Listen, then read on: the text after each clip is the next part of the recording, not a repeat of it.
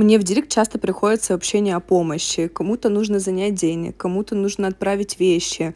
И помимо всего еще заваливают странными вопросами, как найти себе корейца или жену-кореянку. Но как-то раз со мной произошел очень странный случай, и как бы вы поступили на моем месте? В общем, рассказываю. В свою последнюю поездку в Россию мы с родителями пошли поужинать в ресторан Супра. Это ресторан грузинской кухни, и нас обслуживала очень приятная молодая девчонка. Она примерно моего возраста. По итогу оказалось, что это моя подписчица, и я тоже подписалась на ее инстаграм, конечно же, оставила чаевые за прекрасное обслуживание. И тут через некоторое время, я уже вернулась в Корею, мне приходит сообщение в директ. Она просит занять денег. Просила она 15 тысяч рублей и просила занять на квартиру, что якобы ей нужно оплатить квартиру, а родители ей помочь не могут. В общем, я ее проигнорила, потому что даже не знала, что ответить в такой ситуации, ведь мы с ней не друзья, она не моя подруга, и мы виделись всего лишь один раз. Иногда удивляюсь, насколько все просто у людей.